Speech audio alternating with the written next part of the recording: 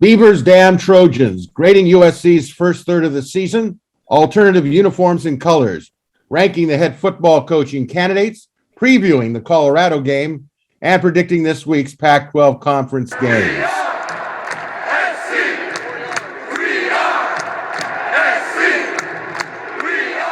Hi, everybody. My name is Greg Katz, and welcome to Inside the Trojans Huddle, week number 3. Inside the Trojans Huddle is a game-like panel discussion with USC columnists and staff writers. Let's get right to the pregame show, which means we introduce our panelists. Scott Schrader, USC's senior recruiting director who has 19 years of experience of covering the USC Trojans, both as a reporter and USC recruiting authority. Mark Culkin, USC columnist, who writes the Monday Morass, Yay or Nay, and Sunday Takeaways, in addition to practice reports. And Chris Arledge, former William Jewell College DB and team captain, and USC columnist who writes the popular column Musings with Arledge. Me, I'm Greg Katz, USC columnist. I write the obvious, the not so obvious, and I am HO Sunday. So we're ready to go. We've done the pre-games. Let's get into the first quarter. All right, here we go. Gentlemen, your thoughts on the 45-27 Oregon State disaster. Chris Arledge, you may go first. Well, you nailed it already. It was a disaster. Really one of the more embarrassing games that I think I've seen a USC team play. We've seen other USC blowouts. We've certainly seen other USC blowouts under Clay Helton. But to have Oregon State, of all programs, walk out onto the Coliseum floor and just push our guys around and have our guys, frankly, not fight back really at all was humiliating and probably the low point of the last few years. And that says quite a bit to be the low point of the last few years. It was awful, and it makes me quite nervous about what's to come in the next couple of months. All right. Well, we got a good starter there, so let's go with Scotty. Mr. Schrader, your thoughts on the disaster. Yeah, well, I think a lot of what we're going to say is going to be very, very similar. I too was extremely surprised. I couldn't believe it. I was watching how dominating Oregon State was at the Coliseum, and watching Oregon State basically on the ground, no matter what USC did, gain 5 yards minimum per clip. When they got to the outside, it's like USC wasn't fast enough to catch them. So we were looking at kind of an issue with the defensive line looking like they weren't maybe big enough and strong enough. And you're also looking at a team that looked a lot slower than maybe we had anticipated. So I was kind of surprised all the way across the board with everything except Keaton Slovis. He's just kind of looks like he is somewhat broken. He's not a bad quarterback. We've seen that. He's proven that. Just we're not really sure what's going on with him, but his indecisiveness, his pocket unawareness maybe now. 2 years ago he was a freshman. He could move around the pocket and seemingly have guys miss. But so anyway, I was just surprised on how dominated USC was. Thank you, sir. All right, Mr. Culkin, what say ye? Yeah, I agree with Scott. I don't know how much our opinions are going to vary on this. I'm with Chris. We were talking before we started about the effort. I'm going to take it a different direction, and I'm going to ask, when this team faces adversity, which they've already faced a lot this year, losing at home, losing their head coach, I see zero confidence with this team. So once they get punched in the mouth, and they actually, teammates, a team will know if they're going to win or lose a game. Once they know where they're going to end up on the spectrum, I'm not sure they have that fight in them, if they're willing to fight back. And if they are, it's at the wrong moments. And that shows up with the lack of discipline, the lack of accountability, and the effort that's given on the field. I guess that's a tough one. I'm going to leave it there. There's not a whole to write home about. Agreed. Well, my perspective was I tried to turn some negatives into positives. I felt that they got out-coached, they got outplayed. I think that from my perspective, this team has got to stop blaming it's Helton's fault, it's the coordinator's fault. Yes, they are accountable and they should be held accountable.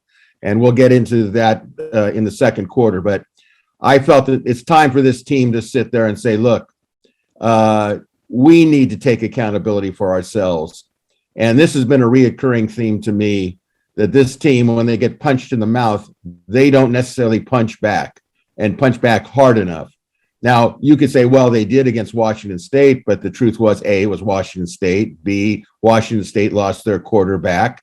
Yes, not having Jackson Dart. Obviously, he's an incredible spark plug for this team. He brings something extra, and I can buy into that. But I think the biggest takeaway I had from this team is, where is their fight? Stop blaming and looking around for others and feeling sorry for yourself. That's why they call it fight on. You're supposed to fight on. You're supposed to give it to the very end, and I didn't see that. The one other positive I will take from it, I think we all better get used to the idea that Jonathan Smith is a tremendous coach. Jonathan Smith knows what he's doing. Jonathan Smith, as I will talk about in the third quarter, needs to be considered as a coaching candidate, maybe not in the top tier, but definitely the second tier, as somebody who could help USC down the line. So I think we're all in agreement at this point that the game is over and done with. There's a lot of things that need to be fixed. I don't think they can be fixed in a week, but hopefully the players will get together. Maybe I think Mark said in a column they should have a players-only meeting, and I kind of agree with that. So we'll see where it goes. So that's the end of the first quarter. Now we're going to get into some juicy stuff. The Trojans have completed 1/3 of their season. If it was a school year, the first quarter of the semester is done. They are 2-2 overall, 1-2 in the Pac-12. So the question is what grade or grades would you give the Trojans, and why? I'll start this one off. I'm going to break it down. I think the offense is a D+. They have no run game. The pass blocking is not what I would call a safe way for a quarterback. The play calling is suspect. I think the offensive coordinator is not dynamic and changing or adding stuff. They'll take pressure off the quarterbacks. The defense, I'm going to give it a C-. I mean, they do try. They try to flow to the ball, but they can't stop the run. I'm not so sure than the third year of a Todd Orlando defense, which has been his pattern, that teams catch up, they understand what he's trying to do, and they adjust to it. It was much too easy for Oregon State, and I shudder to think what a team like Notre Dame or teams that can ground the ball like UCLA, whether they can even be in the ballpark if that's the type of thing. So I give them a C-. Special teams, I'm going to go with a B because Parker Lewis field goals attempts, he's 6 of 6. He's got all his PATs, and Ben Griffiths, the punter, is going at about a 46.7 clip, I believe it is. So I think the special teams has pretty much been above average. No kickoff returns that are going to get you out of your seat, or punt returns, but overall I think they've been above average, and they've made adjustments. Coaching, I think it's a D. I don't like what's happening on the offensive coordinator. I don't like the way things are starting to flow defensively. There doesn't seem to be a lot of adjustments. And overall, I think and I have to take into account that Helton was there, and he has a lot of responsibility, even though he's not here any longer. And overall, I'll give this team a D+ for the first grading period. I think that they are 2-2, which would say a C, but 1-2 in the Pac-12. They played more Pac-12 games than anybody. So that's where I am. I'm going to stop, give myself a buzzer. All right. And so let's go on. And Mark, you got that kind of that sinister smile. So go for it, buddy. No, I'm just going to go with the overall grade. And I vacillated back and forth between a pass, no pass. And then I said, you know what, I'm just going to go old school and give them a good old fashioned letter grade. I'm with you. I'm just a C- overall. And we can break down each of the position groups. I don't think it matters. C- is it's passing. It's not a grade that I would ever be proud of. And you've already touched on it. It's the lack of creativity on offense.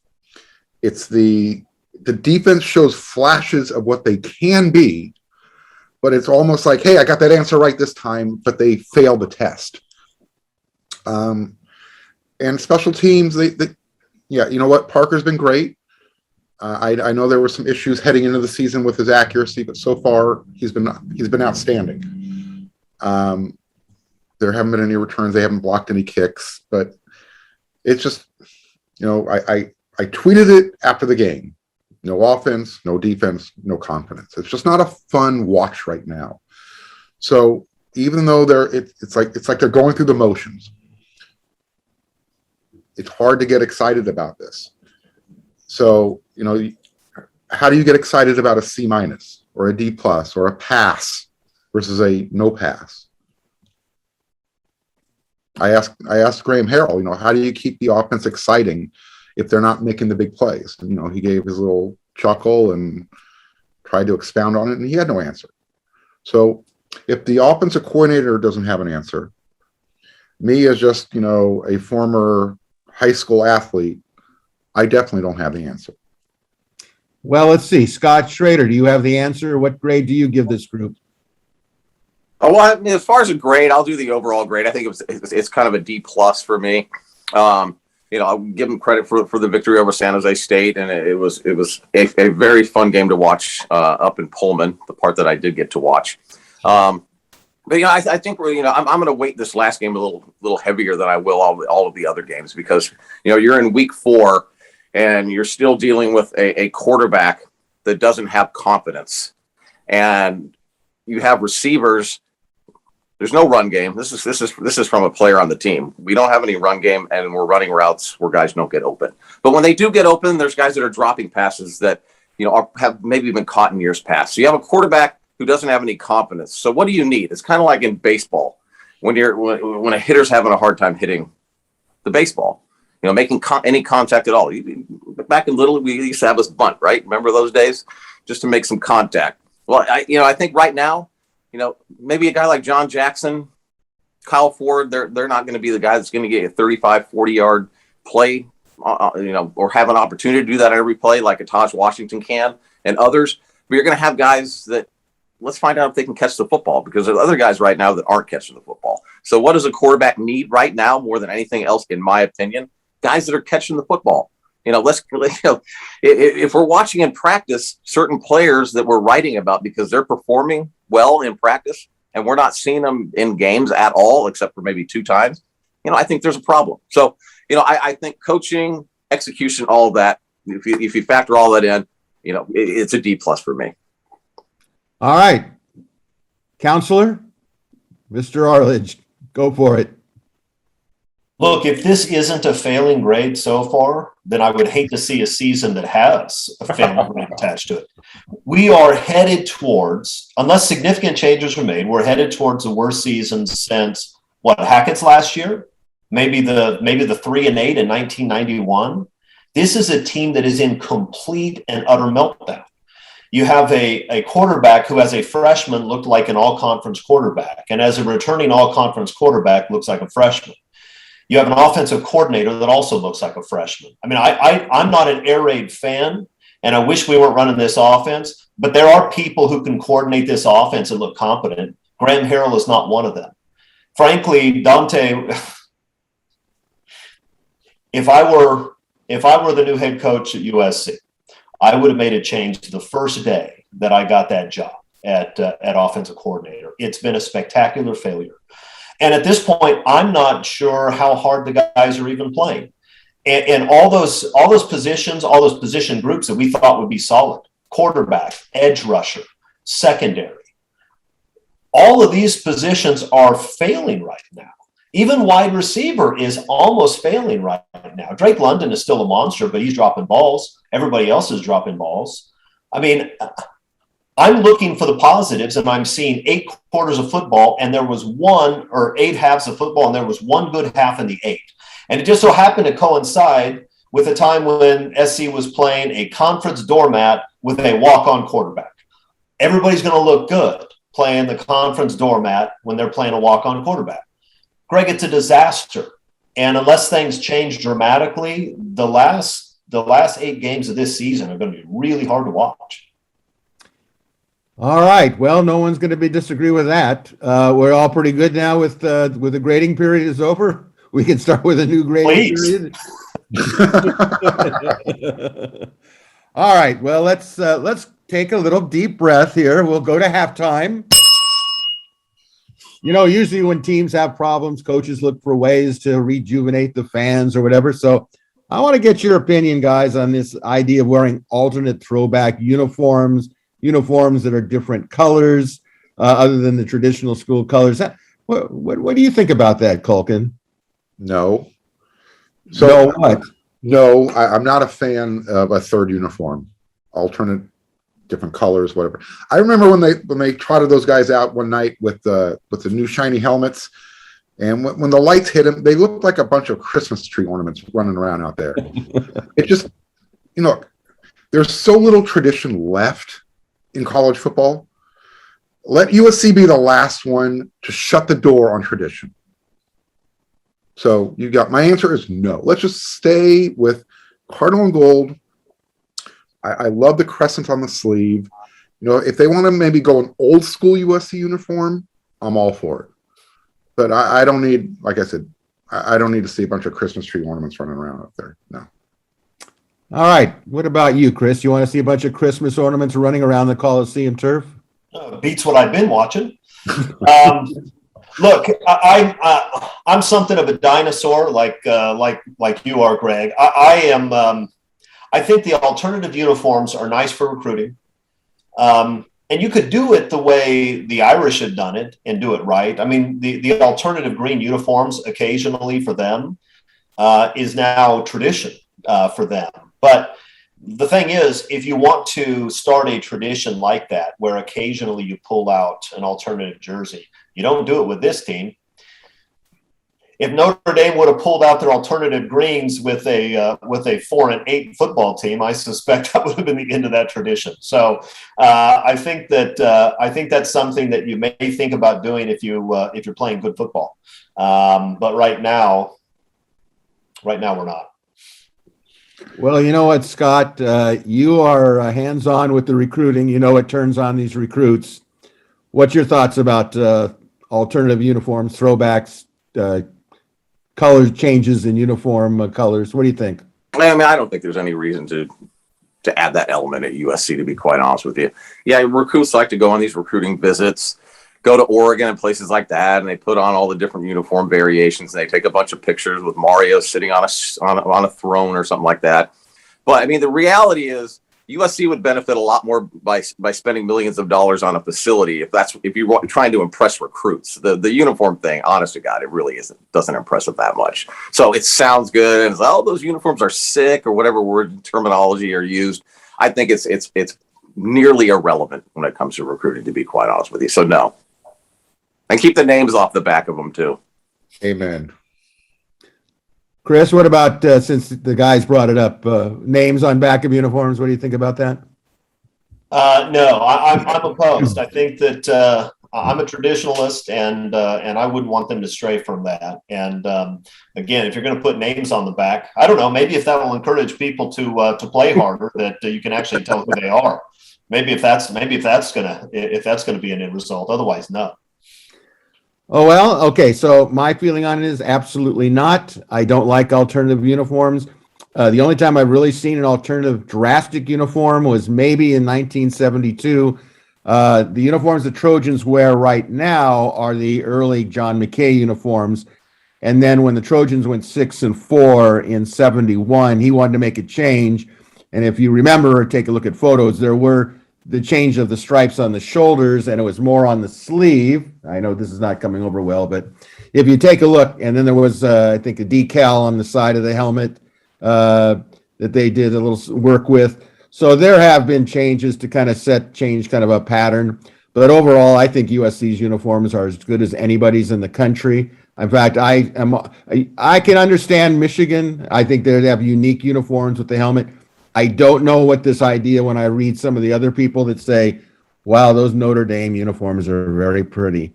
You know what? I think they're not pretty. I think that they're just plain Jane, like Penn State. You know, Penn State, oh, I like the all white. But No, I don't like, the colors are cardinal and gold. So why are we going to add other colors in there? If you're going to add other colors, then just make them part of the deal. I don't believe in making players happy when I recruit them. Look, we'll wear what color do you like? You like aqua? Okay, we're gonna have an aqua uniform sometime during your 4 years with us. So, as far as I'm concerned, as far as uniform names on the back, I'm not for that at all. I think it's we, not me. But I know SC's in the minority of that, so whatever. Hey, Greg, you're talking about the Irish. The traditional home uniforms, Notre Dame with the dark blue jerseys. Those are good. The away uniforms, not so much, but their home unis, top 3 in the country, I think. Chris, you're wrong. But it made me feel good to say that. I wouldn't have been able to say that unless I was 100% sure that you were wrong. But right. I appreciate your perspective. I was going to save this for the yay or nay before the Notre Dame game. So I want your guys' quick opinion. New tradition for the USC Notre Dame game. USC wins. When they get the shillelagh, the following year when the Trojan warrior goes out to lead the band out to the field, instead of the sword, you take the shillelagh and claim the field. Yay, nay, maybe. Well, I got a better one. I think he takes a shillelagh and hits the leprechaun with it. That's a tradition I could get behind. Yeah, no argument. Well, how about this? How about they beat the Irish first, and then we can decide what they do. I think that's got to be the number one thing. So let's get into the third quarter kick. I think this is going to be a great topic because first of all, I want to thank everybody that's been watching our video casts out there. We appreciate it greatly. It's numbering in the thousands, and it motivates us. I hope you're getting something out of it. We're trying to get your perspective on things that you would like us to talk about besides the normal, review of the games and stuff. So keep watching. We appreciate it. And to all of you, fight on. So we know what you're thinking because we're thinking the same thing. What about hope? Hope comes in the form of candidates for the head coaching job. And after what we saw last week, I am not one who's saying that I think that we should take our time and go into December. I say the earlier they can get it done with the right person. I'm not saying rush it. I'm saying let's be realistic on some of these candidates. So with that in mind, we're going to go over our top list of 7. We'll start off with 7 through 1, 7 being the borderline, 1 being that's the guy. I'm going to start it off so that everybody can kind of see the pattern that I'm taking. Please feel free to answer after every coach, pro or con, whatever. So I'm going to start it off here, and I'm going to say number 7 for me is either PJ Fleck from Minnesota, who had the downer game recently, or Mario Cristobal, who I don't think is coming whatsoever. I'm putting in there out of respect. Cristobal is going to take the Miami job as soon as it's open. It's the most likely to be open. He's from Miami. He grew up in Miami. It's a no-brainer. If he comes to SC, I don't want to see SC become a stopping point and then after 2 years go, oh, I want to get back to Miami. It's my hometown. Oh, sure, Mario, we understand that. Number 6 for me is, and could grow higher on this list, I might add, is Jonathan Smith from Oregon State.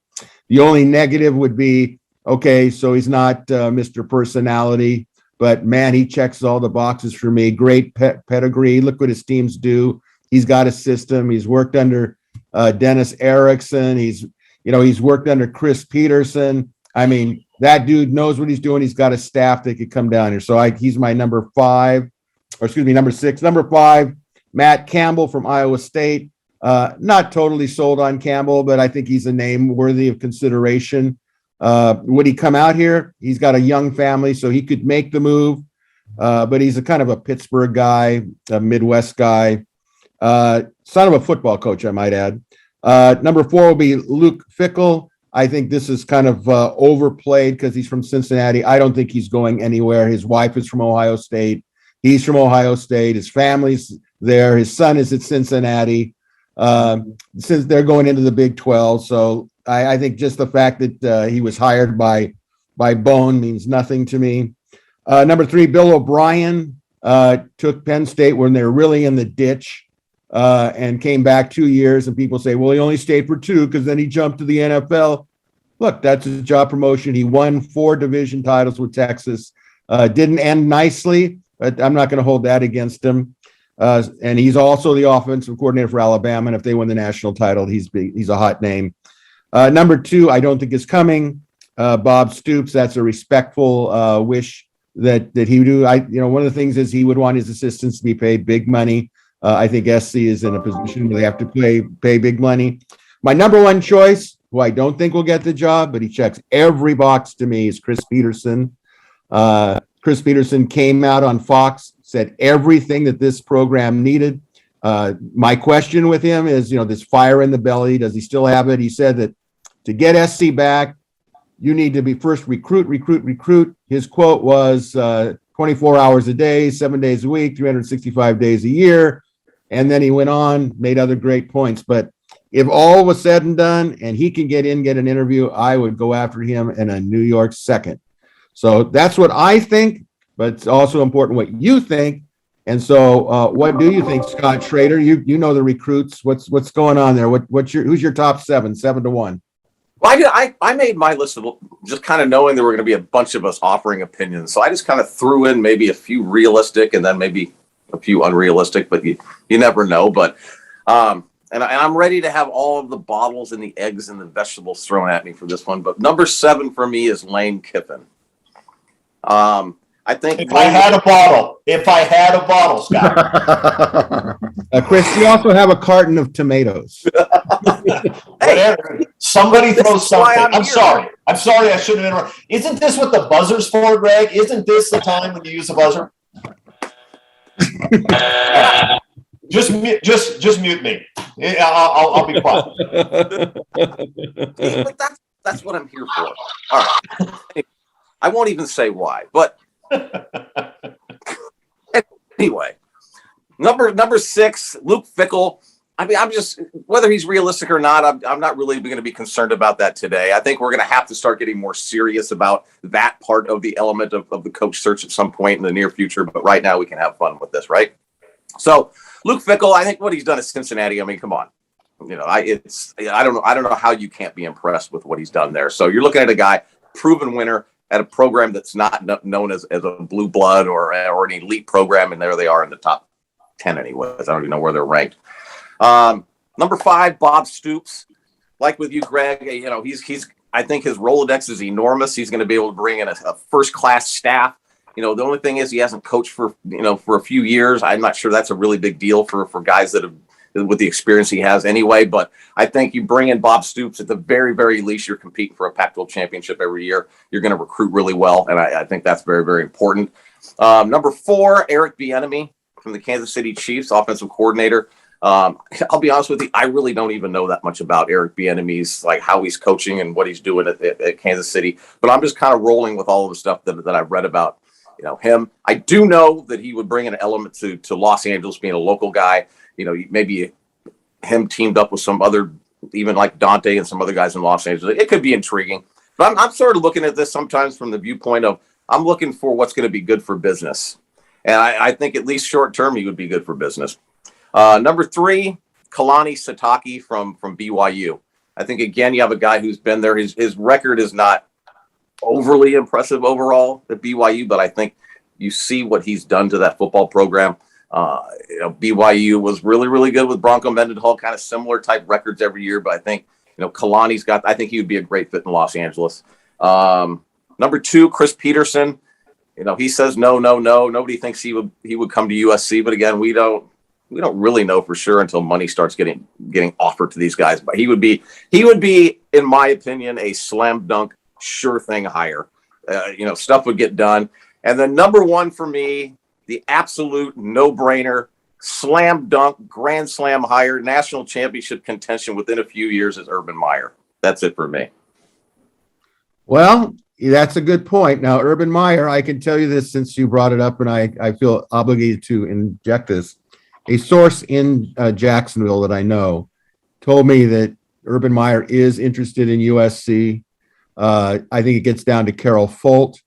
I don't see that happening, but I'm not going to disagree with your number 1 pick at all. It's whether she would be willing to do it. I don't know whether she would, but maybe Chris Arledge knows whether she would. 1 second. Yes, you're welcome to speak. I am willing. Just give me Urban Meyer's Venmo account, and I will help out. Carol Folt. Carol, okay, well, all right. Yes. All right. I thought I have these sound effects I've been waiting to use, so forgive me if I say, Mark, are we boring you? You're going back to the couch. Going All last. right, come on. Chris is about to speak. Let's all give our undivided attention. Chris, Yeah. go ahead. Okay. So I'm going to give some thoughts on some people rather than giving you the top 7 list. I'm not sure that I have 7 I want to talk about. First, let me apologize to Scott for my tirade, but I'll say this. If he would have said Sarkisian at number 6, I would have just left the program immediately. So listen, Urban Meyer is obviously an absolute home run high. The surest thing that ever existed when it comes to a college football coach. I don't think it's going to happen, but that would make me unbelievably happy. I agree with everybody. Chris Peterson is just a small step below Urban. He's not at his level, but Chris Peterson is an outstanding football coach. If he has the energy and the desire, he would be fantastic. And he's a guy that you could announce before December. You could salvage a recruiting class. You could give the fans hope. And that means something right now because we could use that. Eric Bieniemy makes me nervous. Eric Bieniemy, he may be a fantastic football coach, but he is the offensive coordinator for an Andy Reid team. That means that he's not really the offensive coordinator, right? When Pete Carroll had defensive coordinators at USC, Pete Carroll's a defensive coordinator of that football team. Andy Reid is one of the best offensive coaches in NFL history. And so Eric Bieniemy has Andy Reid as his head coach, and he has maybe the most talented quarterback who ever lived. I'm not going to give him a ton of credit for the Chiefs' success, and if that's what you're basing it on, and I think you have to be, then I'm not excited about that. I think Campbell at Iowa State would be fantastic. That is an extraordinarily difficult place to win. You don't have any recruiting territory. You have no tradition. It's a tiny little state, and you're the second fiddle in that state. Winning at Iowa State and knocking off top 5 teams, which he's done on multiple occasions, is really, really impressive to me. If you can't land the superstar hires we talked about, I would be very, very pleased with Campbell. I also think that O'Brien is a good option. This is somebody who has coached at the highest levels, including the NFL. Did a nice job at Penn State when things were a disaster. I think you can do pretty well with any of those guys. And my last point on Mario Cristobal, I think he's probably a good coach. He certainly favors a type of football that I like. He does a good job of recruiting and developing offensive linemen, but I don't think he's going to come to SC. And the last thing I want to do is go to our biggest problem in conference, try to recruit their coach, get turned down, and then have that coach and Oregon crowing about it all the time. I don't want to give Oregon anything to crow about. I want them to sink into the center of the earth. And so if going to Mario Cristobal is going to give them some benefit, and I think it would, then I'm going to. All right. Well, Mark, what do you think? Yeah, I'm going to kind of do what you guys all did and just kind of mishmash everything here together. The first 2 names on the top of my list, which, I don't think USC has a chance. You guys already mentioned Urban Meyer. Go big or go home. So if you can't have him and I get to write a check for whomever I want to lure, I'm going Matt Rule over there at Carolina. I'm sorry, Sam Darnold. He's making you look good. He's helping you. But USC needs more help than you need. And I saw what he did at Temple. I saw what he took at Baylor and turn that into a program. I mean, people think USC has problems. Baylor took their problems to a whole nother level of garbage. And he cleaned that mess up rather quickly. His offensive stylings, his defensive approach, he's a football coach. He's the guy that can fix this program right away. Now, in a real world, I think Chris Peterson is my first choice, with the caveat that Donte Williams is the coach in training. I hate that coach in waiting, but I think that's what Donte needs right now. I've kind of likened him to, he jumped into the deep end of the pool without his arm floaters. He knows how to swim. I just don't know if he has the sustainability to stay out in the deep end of the pool right now without a really good support system around him. And he doesn't have that right now, in my opinion. So Chris Peterson immediately brings the discipline. He's shown that he's a less with more guy, and USC is going to supply him with a lot more than he's ever had at Boise State or at Washington. I think the one name out there that intrigues me a lot, if we can't have Peterson, I'm starting to really warm up to the Kalani Sitake idea. Number one, he owns the Pac-12. He's having zero issues beating anybody in the Pac-12 right now.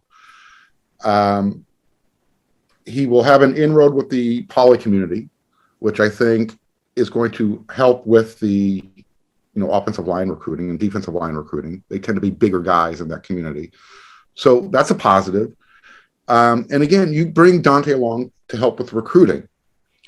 And if, Donte turns into a great coordinator, because he's never even been that yet.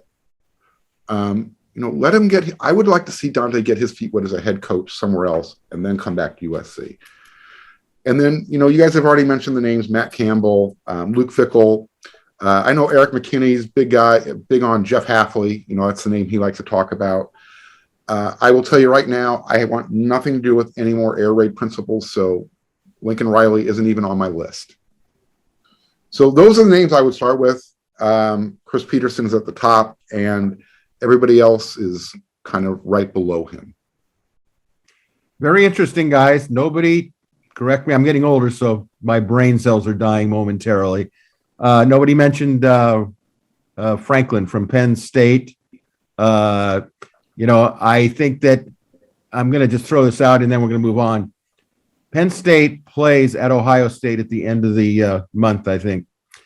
That could be a telltale sign whether he really is interested or whether it's all going to be more than just talk.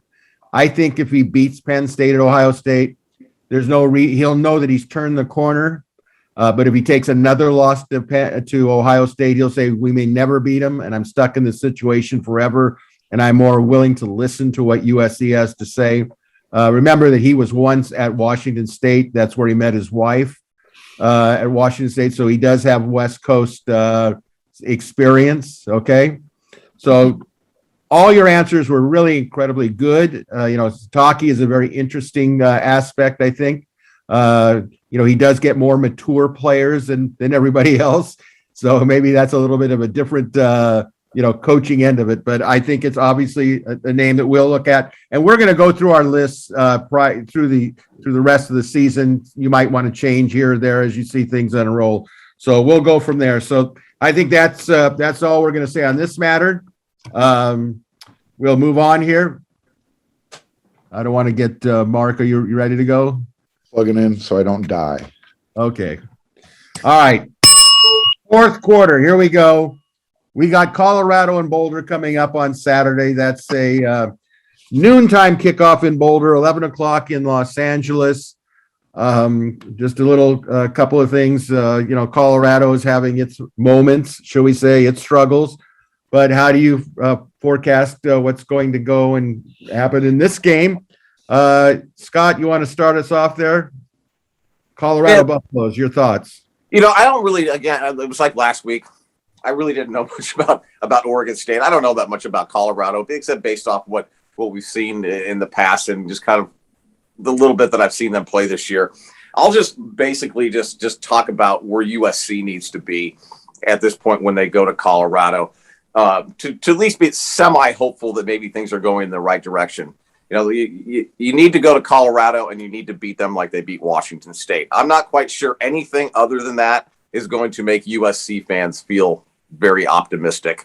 But if they do go in there and they do play like they did at Washington State and they beat a team that typically you would think USC should beat easily, I think that would be a good sign to just see USC be able to go take care of business once again. But, again, based off what we saw versus Oregon State and Stanford, it could potentially be hard to win every single game USC plays this year. So that's about all I have for my preview.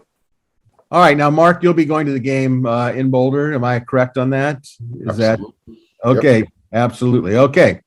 So what do you think is going to happen? I do want to point out one thing about Colorado for those that are unsure about Colorado. They're 1-3 overall.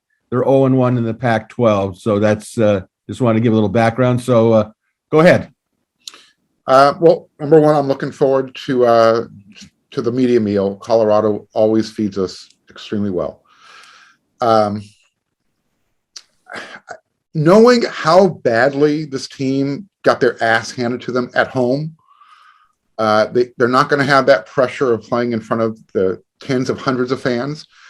They'll only be playing in front of thousands of fans in Boulder. So I think defensively, they're going to look to stop the run. They're going to try and regain whatever testicular fortitude they have remaining and display that. And hopefully the team can build off of that. And I'm also hoping that on the other side of the ball, they try and balance themselves out. When the run game is working, don't go away from it. It was working with Keontae Ingram in the first quarter against Oregon State. They went away from it at some point for some reason. So I'm looking for a win. I don't anticipate a Washington State type of victory. I think at this point, any type of victory is going to satisfy the fans. It's going to satisfy me because I think, as everybody's alluded to earlier, there's a possibility that, winning any more games this season is going to be a struggle. So go in there, businessman attitude, just do your job, leave with a win.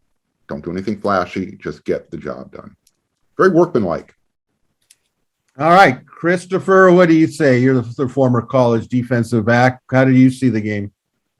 Well, I think that Colorado struggled offensively all year. USC's defense can have a good game Saturday and probably will.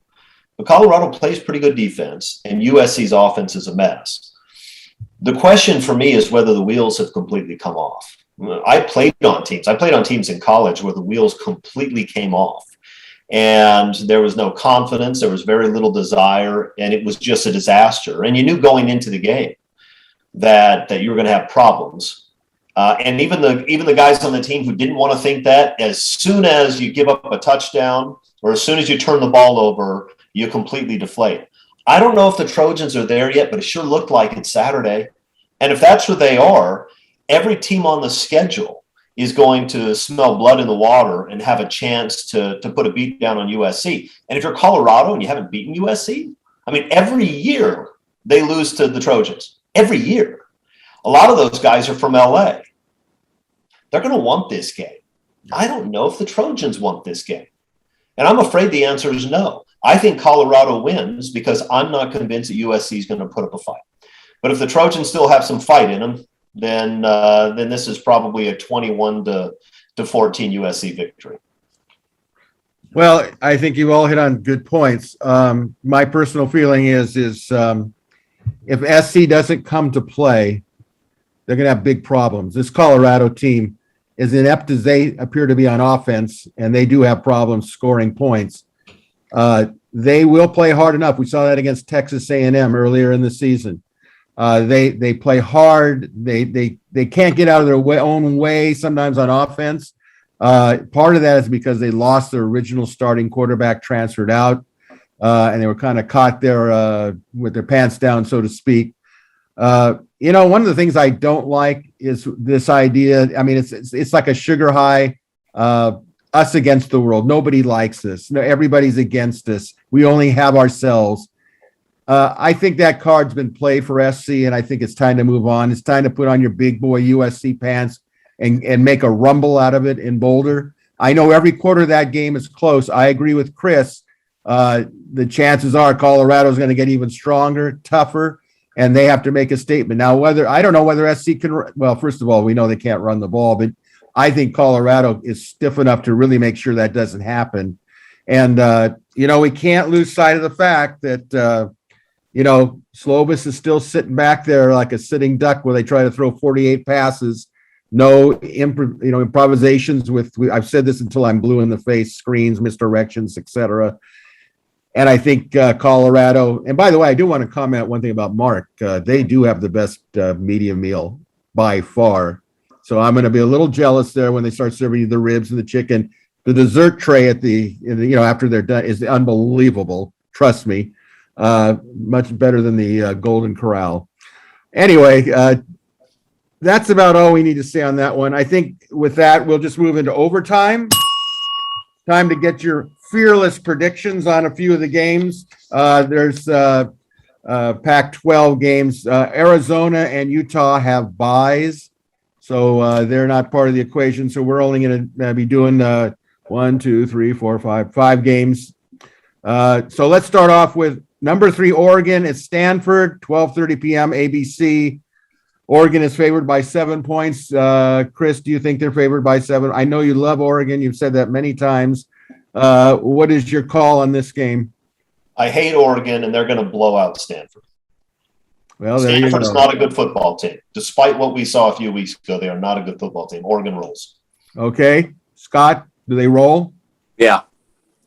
Okay. I don't have a score prediction. I mean, I know we can have fun with that part too, but I think looking at 37-17, is that a blowout? I think it is. I think it is. Blowout, Culkin? No, I think Stanford will play them tough at home. They, for whatever reason, they play well against Oregon. So I'll get what Oregon will win. It'll be close. Or All right. I think that Stanford won't give up. I think if Stanford gets to do what Stanford does, they could make it a game. I think Oregon is too fast for them. I think they can get them out of their routine. So I'm going to go with Oregon. Maybe a little closer than I thought, but I still think in the end Oregon is going to take it to them. All right, Washington State at Cal, 2:30 p.m. Pac-12 networks. Cal is favored by 7.5. I'll go first on this one. It's Cal. I think that Washington State is definitely on life support. What do you think, Chris? I agree with you. I think Cal wins this game. I don't think much of Cal, but Washington State's a bad football team.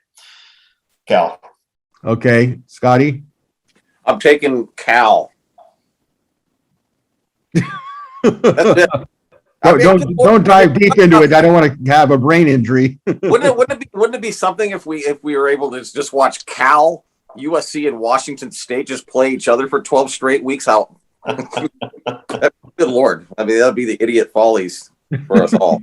No Arizona Wildcats, Scott? We need Arizona Wildcats. Another team. See, Chris, yes. Remember last year the Trojans ran for 170 yards against Arizona, and Clay Helton couldn't stop bragging about it. So I hope we at least get them. All right, Mark, what do you think? where's the game played? It's at Cal. I'm going to go Cougars. No. No. No. No. Jared Guantanamo, whatever the hell his name is, he'll have a game. I don't know why, he just will. Well, that's definitely a precise answer, I think. All right, Washington or Oregon State, 6 p.m. Pac-12 networks. Washington, the Huskies will be barking. They're up by they are a 3-point favorite. Mark, you may proceed and take us to Corvallis. What do you think? I'm going Beavis right now. Like you guys talked about. I didn't mention Jonathan Smith, but yeah, he's got that team playing really well, very disciplined. Penalties aside, that's a fun team to watch. I'm going Beavers. Is that a fun team to watch, Chris? It wasn't fun Saturday, was it? I actually agree. I think Oregon State wins that game. Oregon State's not an easy place to play. Even Pete Carroll struggled at Oregon State, and he didn't struggle very many places. Washington is still in turmoil. Oregon State feels pretty good about themselves, and I agree that Smith is a creative offensive coach, and they play with toughness. I like the Beavers now. Scott, you like the Beavers? I'm going to take Oregon State as well. Yes, and that is a tough. They prove that is a tough place to play. Reeser Stadium. Bog Bowl 2008. Yeah, that place stinks. Especially in October, right? Well, I can tell you, Oregon State is a tough place to play, especially when in the past, when I've been there, the visiting team had to dress across the street and walk across the street. And it was the most bizarre thing I've ever seen. I mean, it was kind of like a high school game where a team dresses out in the gym and then they walk over to their stadium. Yep. It's an unusual place, but what's not going to be unusual is when Oregon State hands it to the Huskies. I think Oregon State's on a roll. Corvallis is in the middle of nowhere, but then again, that isn't going to be the reason that they roll. They're just the better football team. All right, here's an intriguing one. ASU at number 20, UCLA, 7:30 p.m. FS1. UCLA is favored by 3.5. Chris, what do you think? I think UCLA is a good football team. And I know they had the slip up against Fresno State, but UCLA is good. And I think they're going to hammer ASU. I'm afraid the Bruins are going to get better and better as the year goes on, actually. I'm a little bit worried about that. So I think the Bruins win this one, sadly. All right. Well, Mark, sadly, is that going to happen?